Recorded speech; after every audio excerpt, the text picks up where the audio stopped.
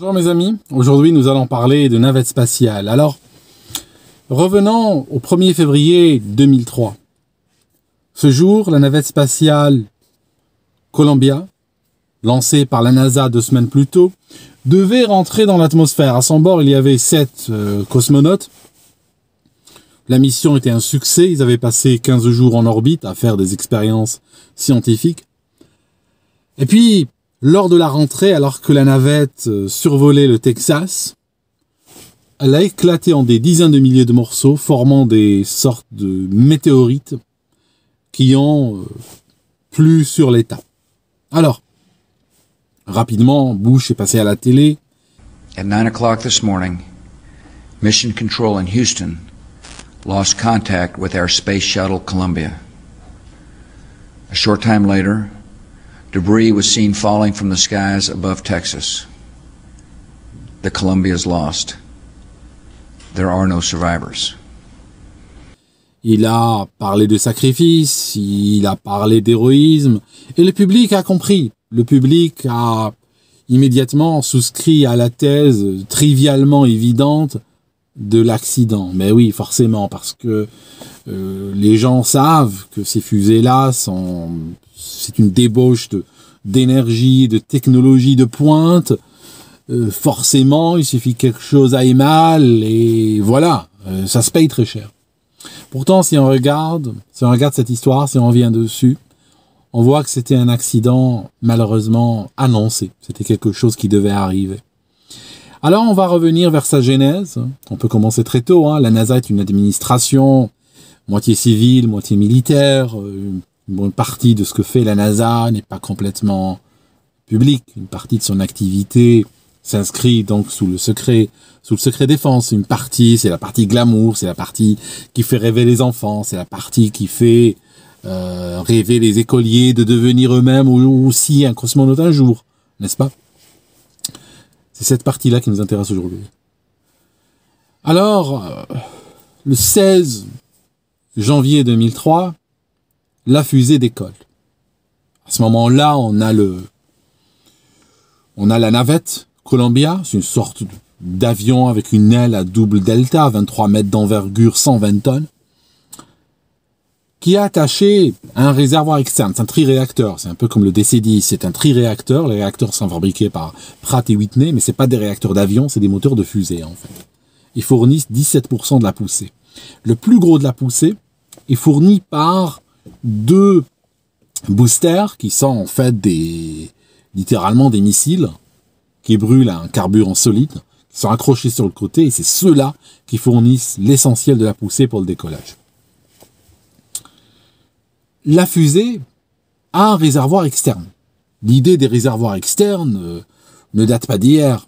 Depuis l'aube de l'aviation, les avions, en particulier militaires, pour étendre leur rayon d'action, on les a des fois dotés de réservoirs externes qui, le plus souvent, sont jetables. Quand il les vide, il les largue. La fusée, c'est pareil. Elle a un réservoir externe. Donc la navette Columbia a un réservoir externe pour alimenter ses 3 moteurs. Ce réservoir externe il est tellement énorme qu'il est même plus grand que la navette elle-même. C'est un immeuble.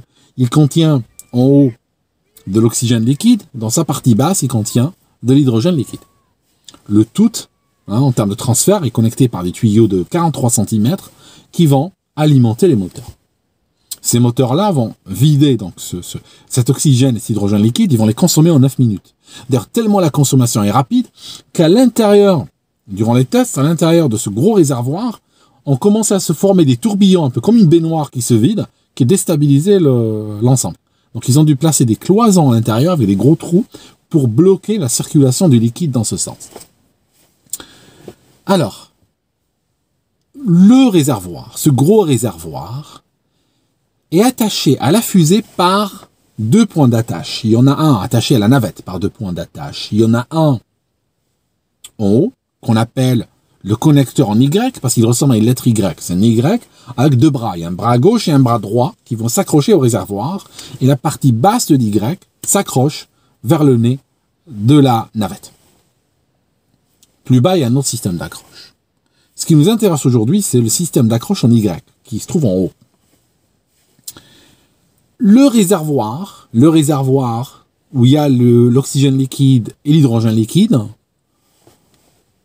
est recouvert d'une mousse isolante. Il faut bien l'isoler parce que ces liquides-là, en particulier l'hydrogène liquide, j'ai déjà vu de l'oxygène liquide, mais l'hydrogène liquide, c'est un truc tellement rare parce qu'il faut descendre à des températures extrêmement basses pour l'obtenir, que si on laisse le métal au contact de l'air, la chose va se transformer rapidement en un esquimau. Avec l'humidité de l'air qui va condenser dessus, ça va très rapidement devenir un gros bloc de glace. Donc il est couvert par une sorte de mousse isolante. Au niveau de l'attache en Y, il y a à droite et à gauche une sorte de morceau fuselé qui ressemble, il a une section triangulaire à peu près. Donc c'est un morceau fuselé qui a une forme aérodynamique comme ça. Il vient s'accrocher au-dessus du bras, gauche et droit. C'est le gauche qui nous intéresse. La fusée décolle.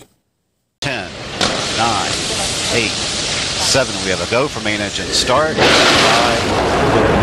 4, 3, 2, 1. We have booster ignition and liftoff of Space Shuttle Columbia with a multitude of national and international space research experiments. Elle s'arrache, donc les 3 moteurs qui poussent, les 2 boosters qui poussent, et elle décolle. 80 secondes plus tard, elle est à 2 fois et demi la vitesse du son. À ce moment-là, que va-t-il se passer? Un de ces blocs de mousse, celui de gauche, s'arrache, tape sur l'avant de l'aile, sur le bord d'attaque de l'aile, et puis il est perdu, et il part. La navette continue son ascension. Au bout de 2 minutes après le décollage, les 2 boosters sont vides. Il y a des boulons explosifs qui vont se déclencher, qui vont séparer donc ces 2 boosters de l'ensemble. Les 2 boosters retomberont vers la Terre, ils vont tomber dans l'océan. La NASA avait deux navires, le Liberty Star et le Freedom Star, qui vont aller les repêcher, qui seront réutilisés. La navette, à ce moment-là, elle n'a que la puissance des 3 moteurs. Elle commence à perdre de la vitesse, et à ce moment-là, elle infléchit sa trajectoire parce qu'elle ne peut plus se permettre le taux de montée qu'elle avait avant. Et elle continue à aller vers son orbite. 9 minutes après le décollage, elle n'a plus de... Il n'y a plus de carburant dans ce gros réservoir orange. Et à ce moment-là, c'est lui-même qui est largué. Il est largué, il tombera vers la Terre, il ira dans l'océan, il ne sera jamais réutilisé ou récupéré. Donc, la navette continue son ascension, et puis elle arrivera en orbite. Environ un peu plus de 200 km de la Terre. Ok. À ce moment-là, il y a des techniciens de la NASA, qui analysent les images de départ. Les techniciens regardent toutes les caméras qui filment le départ, et ils font une analyse image par image de ce départ-là. Nous sommes jeudi 16 janvier 2003. Ce qu'ils voient les inquiète. Ils continuent à travailler le vendredi et ils travaillent tout le week-end. Vers la fin du week-end, alors que leur management leur dit oui, on regardera ça lundi, vers la fin du week-end, ils sont formels. Ce bloc-là, qui pèse 750 grammes, a frappé la fusée à 2 fois et demi la vitesse du son, il a tapé sur l'aile selon un angle super inquiétant. Il a dû causer des dommages sur l'aile gauche. Donc ils vont en référer à leurs supérieurs. Ils leur disent, écoutez, il y a quelque chose qui ne va pas là. Les supérieurs traitent la chose avec mépris. Non, ça ne nous intéresse pas. C'est des professionnels qui ont construit cette fusée. On a 20 ans d'expérience. Nos process sont validés, tout ça. Il n'y a pas besoin d'aller plus loin. Ces techniciens qui sont inquiets n'acceptent pas cette réponse. Ils vont faire quoi? Ils vont aller écrire au ministère de la Défense américain, le DoD. Ils vont écrire un email pour demander de l'aide. Ils leur disent, écoutez, nous savons que vous avez des satellites espions, nous savons que vous avez des caméras partout, s'il vous plaît, aidez-nous, la navette est en danger, on a besoin de voir l'état de l'aile gauche. Le ministère reçoit l'email. 90 minutes plus tard, il y a une manager, il y a une responsable de la NASA, Madame Linda Ham, qui flippe. Elle devait avoir une taupe. Elle découvre qu'ils ont envoyé un email. Elle écrit au ministère de la Défense en leur disant « Vous annulez tout. Vous ne tenez pas compte de l'email que vous avez reçu de nous. Et la prochaine fois, veillez à accepter des communications que lorsqu'elles viennent par les canaux hiérarchiques officiels et en suivant le process officiellement établi. D'accord, donc elle ferme cette porte-là. La navette continue à tourner. À son bord, il y a 7 professionnels, il y a 7 astronautes. 2 femmes, 5 hommes. Une des femmes est d'origine indienne, l'Inde célèbre, une indienne autour de la Terre. Il y a un Israélien, il a 46 ans, il est colonel dans l'armée israélienne, un pilote de chasse. Pareil, c'est l'extase en Israël. Et tout se passe bien.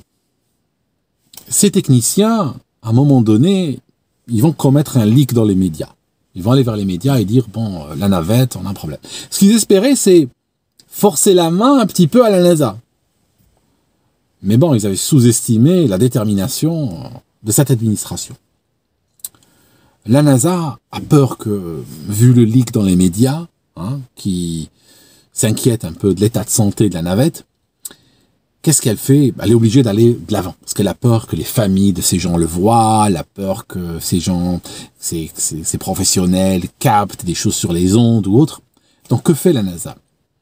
La NASA organise un call, un appel avec l'espace, pour dire, écoutez, oui, il y a des bruits sur Terre, il y a des gens, des mauvaises langues, des gens malveillants, des conspirationnistes, pourquoi pas, qui sont en train de colporter des propos qui n'ont aucun sens. C'est absolument ridicule ce qu'ils disent. Ils disent que l'aile de la navette est endommagée, voilà, et que la navette serait en danger. Voilà. Ils sont tellement rassurants que le commandant de la mission, M. Husband, ne juge même pas utile de lancer une sortie, d'organiser une sortie. Donc ils auraient pu mettre en tenue de scaphandrier, sortir dans l'espace, aller voir l'aile, aller voir visuellement. Après tout, n'importe quel pilote au monde, qu'il soit un pilote d'aéroclub ou un pilote d'une grande compagnie aérienne, quel que soit le type d'appareil qu'il pilote, si des gens viennent lui dire, écoute, il y a un petit peu de fitna au sujet de ton aile gauche, là, il y a des gens qui disent des trucs et tout ça, on n'est pas trop sûr. Je connais pas un pilote qui ne voudra pas aller voir. Mais la NASA est tellement convaincante, tellement rassurante, que M. Husband dit, ok, c'est ridicule ce qu'il se raconte. Ok. La navette est en train de tourner, donc, je disais, à 28 000, 29 000 km par heure.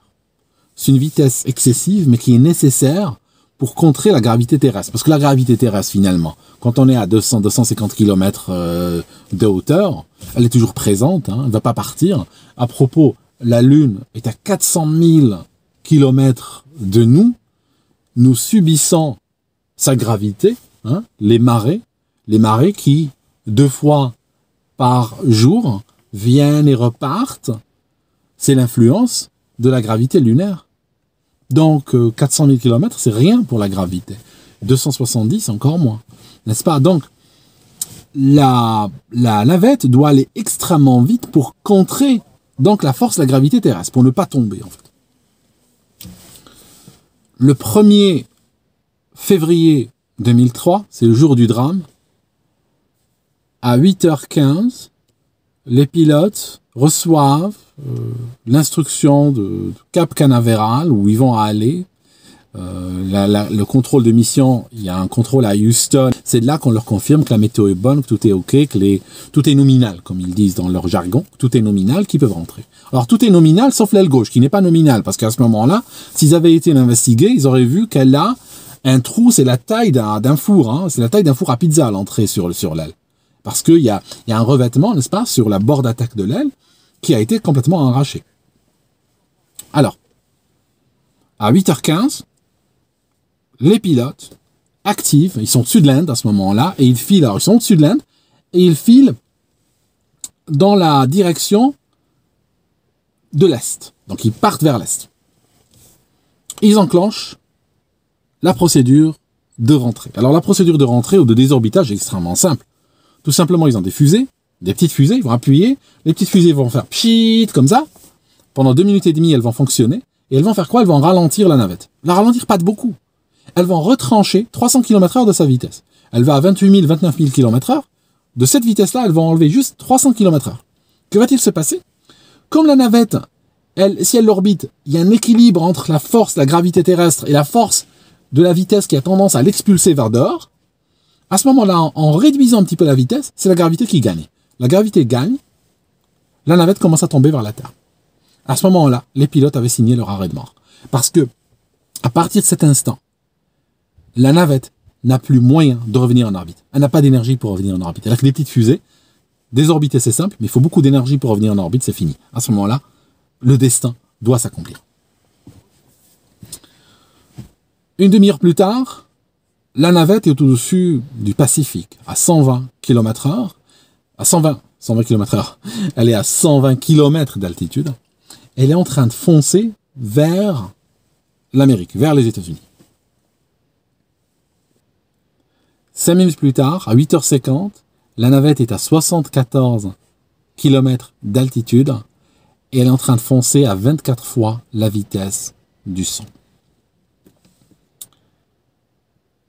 À 8h52, alors qu'elle est en train d'arriver vers les côtes américaines, vers la Californie, cette fois-ci, elle est en train d'aller vers Los Angeles. C'est à ce niveau-là qu'elle croise les côtes américaines.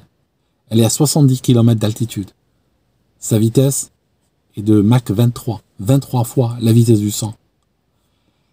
Et à ce moment-là, commence doucement à apparaître un phénomène inquiétant. Le contrôle au sol le voit, les pilotes ne le voient pas nécessairement. La navette, à 8h52, commence à afficher un mouvement de lacet négatif très marqué. Ça veut dire quoi, lacet négatif? Le lacet, c'est quand la navette ou un avion pivote sur un axe vertical. Ça veut dire que le nez part dans une direction, à gauche ou à droite. Lacet négatif, c'est l'avant de l'avion, le nez de l'avion, ou le nez de la navette, si vous voulez, part vers la gauche. Pour contrer ce mouvement-là, le pilote automatique commence à jouer sur les ailerons, sur le trim d'aileron. On commence à jouer sur la surface de vol qu'il va commencer à lever progressivement sur l'aile gauche. Et parce que l'aile gauche avait tendance à faire deux choses. Elle avait tendance à reculer, n'est-ce pas? Pourquoi? Parce que comme elle est endommagée, elle présente un profil pas aérodynamiquement clean ou propre comparativement à l'aile droite. Donc, quand l'air tape sur la navette, l'aile gauche a présenté plus de résistance. Donc, elle aura tendance à faire pivoter la navette vers la gauche.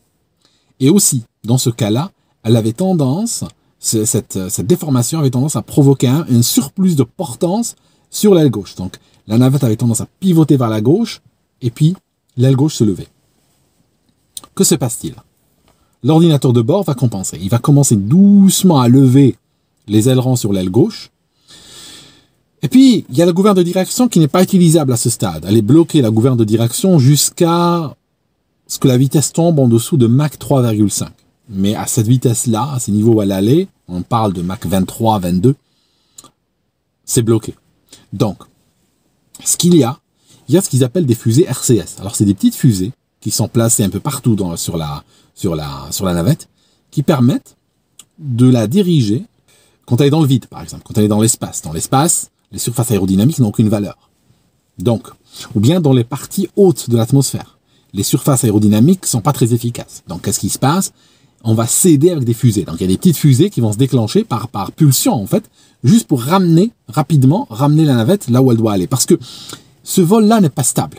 Ce vol-là, de la navette à travers ces couches hautes de l'atmosphère à cette vitesse-là, est un vol tout sauf stable. Donc, l'ordinateur de bord, qui est là, est toujours en train de mixer doucement, jouer avec les positions des surfaces de vol, mais aussi avec ces petites fusées, pour garder une trajectoire correcte. Là, ce qui va devenir très ennuyeux, c'est que très rapidement, au fur et à mesure que les minutes passent, là, on est presque au milieu des États-Unis, là, on arrive doucement vers le Texas. Il est 8h59. Le trim d'aileron est à son maximum. L'ordinateur de bord a mis l'aileron au maximum cette fois-ci. Et malgré tout, il n'arrive pas à contrôler. Ce qu'il a commencé à faire, il a commencé à utiliser la fusée sur le nez de l'avion. Il y a une fusée, il y a plusieurs fusées en fait qu'on appelle RCS, qui poussent le nez donc vers la gauche ou vers la droite. Donc là, il utilise les fusées qui sont à gauche, qui poussent, qui quand elles se déclenchent, par pulsion, poussent le nez vers la droite. Elle ramène le nez vers la droite. Alors normalement, c'est des pulsions. Une pulsion, ça fait comme un coup de pied, et la navette revient dans son axe. Là, au départ, c'est des pulsions, des pulsions, des pulsions, et après, ça commence à devenir constant. Donc les fusées commencent à émettre constamment pour garder la trajectoire. C'est très très dangereux parce qu'elles n'ont pas beaucoup de carburant en fait. Elles n'ont pas beaucoup de fuel ces fusées-là. Si elles continuent à émettre de manière constante, elles finiront par se vider. Quand elles se videront, le contrôle sera perdu. Mais le contrôle sera perdu bien avant en fait. Que se passe-t-il? Le sol, le contrôle au sol, commence à voir qu'il y a de plus en plus de sondes qui sont perdues. Commence à voir que la température, là où il y a le train d'atterrissage gauche, commence à monter. En fait, c'est comme si de l'air chaud rentrait dans l'aile et puis après s'engouffrait à l'intérieur des entrailles de la navette et commençait même à atteindre les circuits hydrauliques, commençait à atteindre le train d'atterrissage gauche. D'où des affichages complètement aberrants, voire même des sondes qui tomberaient les unes après les autres.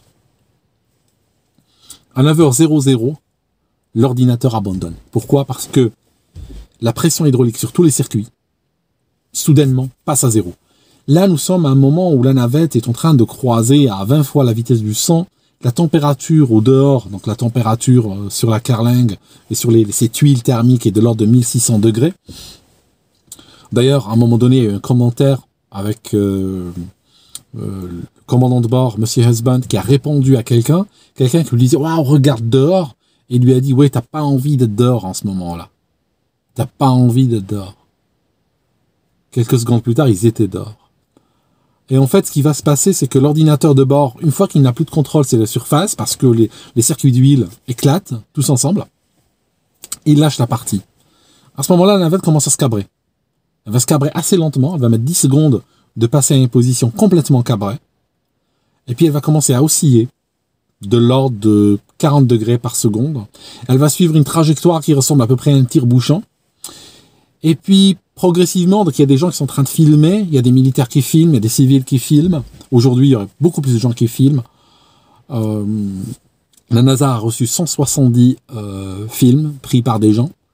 En fait, la navette est en train d'arriver, il y a une boule brillante qui laisse une traînée derrière elle.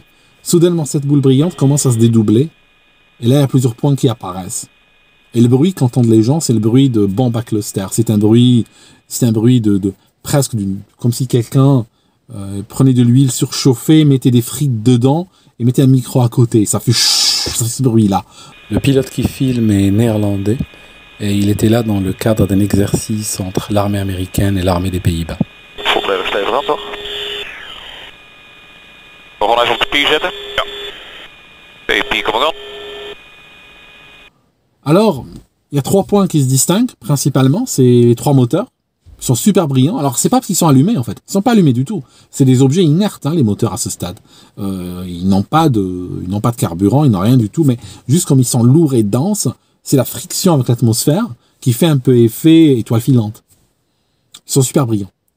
Un peu derrière eux, il y a un objet qui, dans la brillance, change.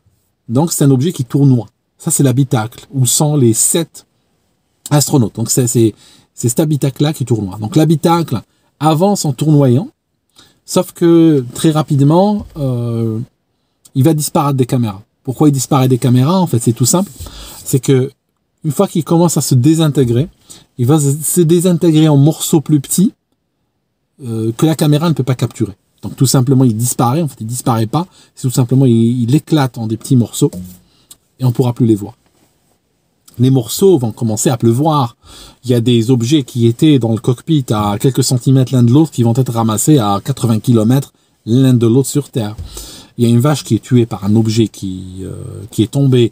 Il y a une route, soudainement, au milieu de la route, il y a, bam, un objet en métal qui tombe. Les gens ramassent dans les champs, sur les toits, sur les routes, partout.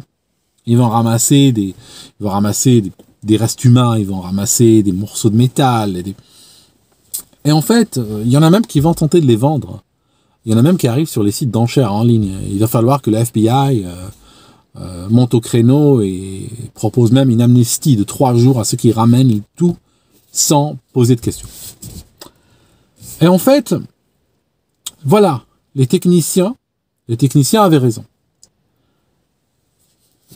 La navette était effectivement en danger. L'explosion a tué les 7 occupants. On ne sait pas quand, comment. Beaucoup de théories. Il y a des indices qui montrent que probablement ils ont été tués par la décompression. Parce que au départ, ce qui s'est passé, c'est que pendant plusieurs secondes, ils étaient conscients. Ils savaient que c'était en train d'éclater autour d'eux, mais ils étaient dans un habitacle relativement protégé. Après, l'habitacle commence à tournoyer, et à ce moment-là, 2 choses arrivent. Il y a une décompression. La décompression va causer, sur les tissus qui ont été retrouvés, des traces consistantes avec ce qu'on appelle l'ébullisme. Alors l'ébullisme, c'est quoi? Il faut savoir une chose. L'eau bout à quelle température? Bon, tout le monde vous dira 100 degrés. Oui, mais 100 degrés, comment? Où ça? 100 degrés, rappelez-vous les cours du lycée, 100 degrés au niveau de la mer. Ah ok, niveau de la mer. Donc à une atmosphère de pression, plus ou moins. Il y a des gens en Suisse qui vous diront, oui, chez nous, l'eau bout à 95 degrés, et c'est vrai. Parce que quand on est en altitude, la température d'ébullition de l'eau baisse. Au niveau de l'Everest, je crois que l'eau bout à 71 degrés. Ok? Viendra un moment où l'eau va bouillir à 37 degrés. C'est ce qu'on appelle le point d'Armstrong, l'altitude de Armstrong, et c'est 19 000 mètres, c'est 19 km d'altitude. Et en fait, la navette était bien au-dessus, n'est-ce pas? Bien au-dessus de cette altitude-là quand elle a commencé à se désintégrer.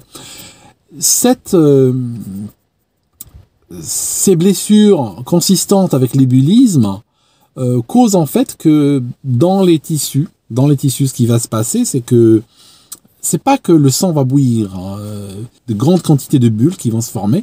C'est un petit peu comme lorsque vous secouez une bouteille de soda et vous commencez doucement à l'ouvrir. Il y a beaucoup de bulles qui vont se former. Ces bulles-là détruisent très rapidement les vaisseaux, détruisent les poumons, détruisent le cerveau, et la mort est quasiment instantanée en fait. C'est pour ça que la décompression à ces niveaux-là n'est pas récupérable. Il suffit pas après de réappliquer la pression pour que ça marche.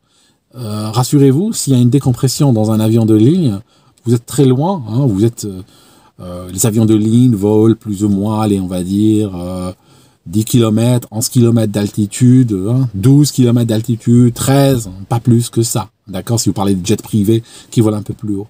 Il n'y a pas d'avion de ligne qui vole à 19 km. Donc si vous avez une décompression à 12-13 km, vous êtes quand même à 6-7 km encore du niveau d'ébullisme. Et l'ébullisme, il y en a un qui a survécu parce qu'il était just, qui est à la limite. Il a décrit comme il a senti soudainement la salive sur sa langue qui commençait à bouillir, commençait à faire à mousser comme ça et disparaître de sa langue. Pour vous dire, c'est quelque chose d'assez intéressant sur le plan physique en fait. Ceux qui ont été tués par ça, c'était Soyouz 11. C'était en 1971. On a fait une excursion chez nos amis les Russes. Il y avait une capsule qui devait rentrer sur Terre. Il y avait trois gars dedans. Et en fait, la capsule est tombée normalement, certains diront, est tombée normalement au Kazakhstan. Les parachutes se sont déployés. Les gars étaient là pour aller récupérer donc la capsule. La seule chose qui était un peu bizarre, c'est qu'ils avaient perdu le contact avec les gars dedans. Mais bon, c'était juste peut-être un problème de radio. Ils arrivent dans la capsule, tombent, ils ouvrent le hublot, n'est-ce pas? Ils regardent dedans, les gens sont morts. Tout semble s'être passé normalement. Les gens sont morts. Il y avait des taches, leur visage était violet, ils avaient des taches violettes sur leur corps, indiquant que des vaisseaux sanguins ont éclaté. Et l'URSS, à l'époque, n'avait pas voulu expliquer pourquoi ils étaient morts. Ce qui fait que la NASA était super inquiète pendant les 2-3 ans qui ont suivi, parce qu'ils ont mis 2 ans à révéler la raison de leur mort. La NASA était super inquiète, parce qu'ils se demandaient qu'est-ce qui les a tués dans l'espace. Ils se demandaient s'il n'y avait pas des forces quelconques dans l'espace capables de tuer un humain. Et en fait, ce qui s'est passé, c'est que la capsule Soyouz, en se séparant d'une station sur laquelle elle était accrochée, en se séparant, il y a des fusées qui devaient se lancer l'une et après l'autre, se sont lancées en même temps. Moyennant cela, elles ont détruit une valve qui gère la pressurisation de l'air. Cette valve, dans le joint, s'est arrachée durant la descente, a fait que la pression d'air a commencé à s'échapper de la capsule. Elle a mis 3 minutes et demie à se vider. Il y a un des cosmonautes qui portait un appareil cardiaque, de mesure cardiaque. Son cœur s'est arrêté au bout de 40 secondes. Juste pour vous dire à quelle vitesse ça tue cette dépressurisation. La dépressurisation, si vous voulez, est passée à 0. Ça veut dire que ces 3 gars de Soyuz sont les seuls qui sont morts dans l'espace, techniquement parlant. Hein. C'est 3 gars qui sont morts dans l'espace, réellement en dehors de l'atmosphère, complètement. Et puis, dans le système qui mesure la pression à l'intérieur de la capsule, ce que le système montre, c'est que la pression tombe à 0, vraiment à 0, parce que la capsule s'est vidée entièrement dans l'espace. Et après, pendant 700 secondes, hein, on parle de presque 12 minutes, la pression à l'intérieur est de 0. Donc ils étaient complètement dans le vide absolu, ces 3 gars. Et après, qu'est-ce qui se passe? Dans leur tracé, les Russes voient doucement la pression remonter jusqu'à atteindre une atmosphère. Et en fait, c'est tout simplement au moment où la capsule est rentrée dans l'atmosphère terrestre, l'air a commencé à s'infiltrer dedans, et puis au moment où elle est tombée au sol, elle était déjà en égalité avec l'atmosphère d'or. Donc juste pour vous dire que l'ébullisme tue et c'est irréversible, les dommages qu'il cause sont irréversibles. Donc, pour revenir à notre navette, l'habitat commence à tournoyer, les sangles, et ça le rapport d'accident le montre, les sangles des cosmonautes ou des astronautes, comme vous voulez les appeler, les sangles se cassent, et donc les gens maintenant sont retenus que par le bas, n'est-ce pas? Et puis le haut du corps commence à partir dans tous les sens et frapper justement contre les placards, même les sièges, parce que les sièges sont extrêmement coupants et tout ça, et donc ils sont tués, si vous voulez.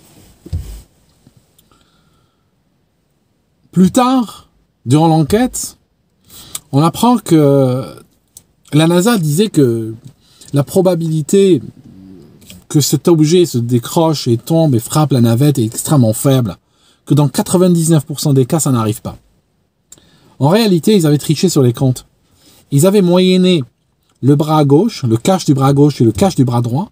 Le cache du bras droit, c'était jamais enlevé. Donc sa probabilité de s'arracher était de 0 dans leur calcul. Donc c'est pour ça qu'ils permettaient d'abaisser le seuil. Aussi, la moyenne. Ce qu'ils ont fait aussi, c'est que ils ont triché de la manière suivante. Chaque fois qu'ils n'arrivaient pas à déterminer si ce cache était parti ou pas, ils considéraient qu'il n'était pas parti. La réalité, c'est que ce cache a été arraché 6 fois durant l'émission précédente. 6 fois, il a tapé sur l'aile. 6 fois, il a endommagé l'aile. Dont une fois où ils sont passés à côté du Columbia. L'aile avait une dépression. Hein, l'aile avait une dépression sur l'avant qui avait la taille d'une feuille A3. Qui était complètement pressée. Qui était déformée. Et la navette a pu atterrir malgré tout comme ça. Donc, 6 fois le même incident qui se reproduit. Jusqu'au jour où il tue. La NASA fait partie des organisations, et ça a été pointé même à l'époque de Challenger, qui normalise la déviance. Il y a une déviance qui sera considérée comme normale, parce qu'on la voit tout le temps, mais il n'y a pas eu de mort, et forcément, un jour, elle deviendra fatale. Est-ce que c'était possible de sauver cet équipage? Il y a un problème. C'est que la navette n'était pas réparable, en tout cas pas en orbite. Il n'avait ni l'équipement, ni les moyens, ni les pièces pour réparer l'aile. Elle n'était pas réparable. Donc imaginons que par exemple, M. Husband avait choisi de faire une sortie, puis qu'il avait vu que l'aile était détruite, il aurait compris qu'il ne pourrait pas faire une rentrée dans l'atmosphère. Parce que ça aurait été la fin. Donc ils auraient fait quoi? Ils auraient peut-être décidé de rester le plus longtemps là-dedans. Quelle était leur première limite? Leur première limite, c'était le dioxyde de carbone. C'est-à-dire que l'air dans la navette, quand les gens expirent, ils sortent du dioxyde de carbone. L'air est circulé à travers des cartouches de LiOH, l'hydroxyde de lithium, qui absorbe, qui réagit avec le CO2 et qui l'absorbe. Et puis, il y a de l'oxygène liquide qui est qui est doucement évaporé pour remplacer l'oxygène qu'ils perdent. Donc, la première limite, c'était les 69 cartouches de hydroxyde de lithium. Combien elles auraient pu tenir? Nul ne sait avec précision. Parce que l'humain va rejeter plus ou moins de dioxyde de carbone en fonction de son activité physique. Donc s'ils avaient décidé, par exemple, s'ils avaient écouté les ingénieurs de départ, s'ils avaient, par exemple, décidé que, oui, hein, la chose est endommagée, l'aile est endommagée. Ce qu'ils auraient pu faire, c'est, par exemple, arrêter toutes les expériences et mettre l'équipage en veille. Ça veut dire les gens n'auraient pas bougé. Ils seraient juste restés dans leur couche, pas bouger. Pour minimiser leur consommation de CO2. Mais jusqu'à quand? Vous imaginez par rapport à la NASA, vous imaginez la publicité. La navette serait en train de tourner avec un compte à rebours dans les médias, des lives, des caméras pointées sur la NASA, des familles pourchassées par les journalistes, un drame qui se joue dans l'espace au ralenti, des enfants à travers tous les États-Unis, si ce n'est pas à travers tout le monde, qui voient leur héros mourir à petit feu. Hein, vous voyez ça d'ici. Vous voyez d'ici. Donc, la NASA a décidé de mettre l'affaire en sourdine. Puisqu'on ne peut rien faire, laissons-les apprécier leur temps. D'ailleurs, il a fallu attendre 2013 pour que la NASA dise on a voulu les laisser apprécier leur vol, on n'a pas voulu les inquiéter, on a voulu qu'ils vivent leur expérience spatiale, et puis s'ils doivent mourir, ben qu'ils meurent vite. Voilà. Parce que s'il leur avait dit, les gars n'auraient pas voulu descendre, ils seraient restés tournés. Et puis au moment où ils n'auraient plus eu d'oxygène, où le CO2 aurait commencé à atteindre des niveaux, là, franchement toxiques, peut-être après 4 semaines, 6 semaines, qui sait, au moment où vraiment l'humanité aurait été à bout de souffle avec le suspense, ces gens, sachant que de toute façon le CO2 va les tuer incessamment sous peu, auraient quand même dit, bon, là on va tenter l'entrée, hein, on va tenter de peut-être changer la trajectoire, programmer une trajectoire un peu moins rapide, c'est possible, quoique. Et puis, on va tenter une rentrée quand même. Et puis ils auraient tenté une rentrée qui aurait fini, comme vous le savez, comme la catastrophe ci-jointe. Donc vous imaginez la déception pour tout le monde. Il y avait les Russes. La station russe pouvait rien faire parce que c'était une station trop loin. La STS était lancée selon une inclinaison de 39 degrés. La station, les Russes lancent toujours à 50,8. En plus, ils sont 160 km plus haut.